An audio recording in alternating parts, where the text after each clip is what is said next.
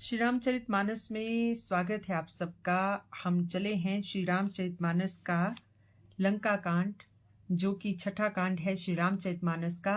और लंका कांड में पिछले कल जिस प्रसंग को हमने पढ़ा, साझा किया, वो प्रसंग है कि अब श्री रामचंद्र जी युद्ध करने से पहले एक बार फिर से रावण को मौका देना चाह रहे हैं कि वो अपनी गलती सुधार दे, जानकी जी को वापस कर दे, ताकि व्यर्थ का लहूलुहान न हो, ताकि व्यर्थ की जो निर्दोष जनता है, जो निर्दोष राक्षस हैं, उनका व्यर्थ में संहार न हो। तो श्री रामचंद्र जी रावण को मौके पे मौके दिए जा रहे हैं, लेकिन रावण इतना अहंकारी है कि स्वयं की स्त्री मंदोदरी बहुत बार समझा चुकी रावण को, अपने सुहाग की उससे भीख मांग चुकी।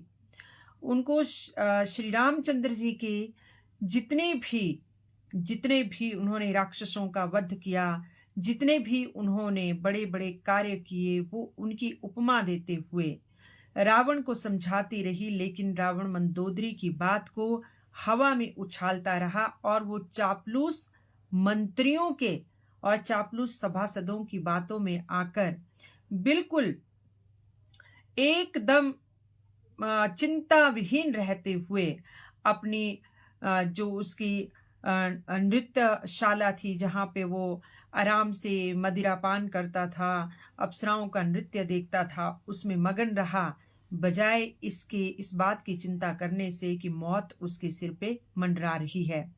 अब श्री रामचंद्र जी एक बार फिर मौका देते हैं। बाली पुत्र अंगद को इस बार श्री रामचंद्र जी दूत बनाकर भेजते हैं रावण के पास, और अंगद को जाते हुए केवल इतना कहते हैं कि कुछ ऐसा करना कि हमारी बात बन जाए। इधर अंगद जब रावण के महल की ओर चलते हैं, तो जो रावण के जनता थी, रावण की आवाम थी, या कोई और सिपाही थे, वो अंगद को हनुमान की तरह ही समझ रहे थे। उन्हें ये लग रहा था कि हनुमान, यानी कि जो पहले वाला बंदर था, जो लंका को जला के चला गया, अशोक वाटिका को उजाड़ के चला गया, जिसने रावण के पुत्र अक्षय कुमार का वध कर दिया, ये वही है हो ना हो। वे सब उससे डर जाते हैं और सब चुपचाप उसको रास्ता छोड़ते रहते हैं और उसे रावण के महल का पता बताते हैं। और अंगद अब रावण के महल के द्वार पर पहुंच जाता है। अब आगे, तुरंत निशाचर एक पठावा, समाचार रावणी जनावा, सुनह बिहसी बोला दहसीसा, आनू बोली कहाँ कर कीसा।